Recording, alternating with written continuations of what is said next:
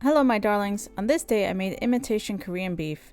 It's a super simple recipe and not nearly as complex as the real Korean version of this, still very delicious. I start by chopping 6 cloves of garlic. I like it pretty finely chopped. Today I use my knife to chop it, but if you want to, you can use a garlic crusher. I find that I lose a lot of garlic if I use the crusher, so I mostly just chop it by hand.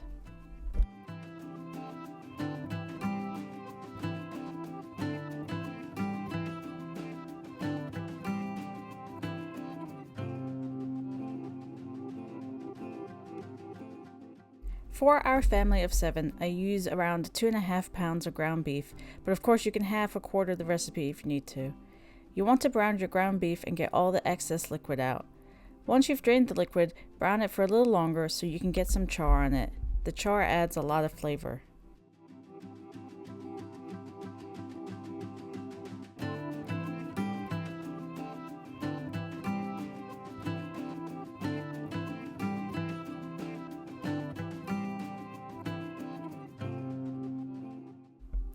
Now add in your 6 cloves of garlic and fry for 2 to 3 minutes longer.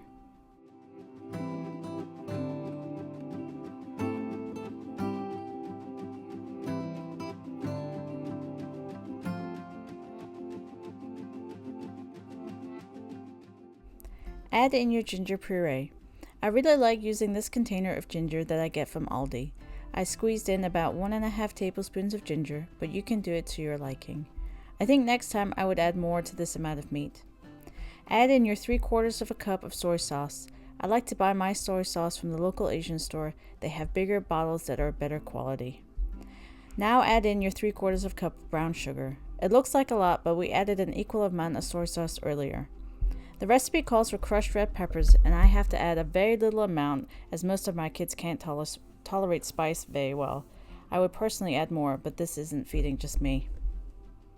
Now add your 1/4 cup of sesame oil near the end of cooking. Sesame oil has a low burning point and doesn't tolerate heat too well, so if you're using it for its flavor, add it near the end of cooking. I also like to get my sesame oil from the Asian store as it's much better quality for a very good price. The side dish I always serve with this is what our family calls candy beans. They don't have any candy in them, but they are delicious.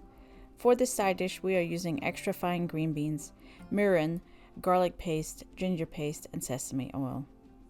Add a good amount of sesame oil to your pan, then add your 2 pastes and fry for about a minute. Now add your frozen green beans. I prefer to use the extra fine ones because I feel they keep their texture better and they don't turn to mush in the pan.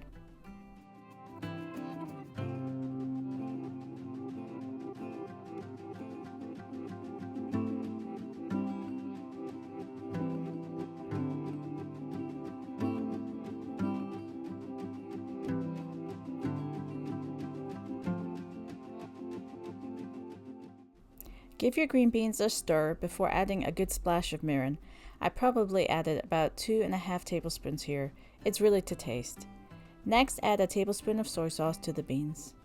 Cook down the liquid for a couple of minutes or until you notice the liquid turning glossy and not as runny.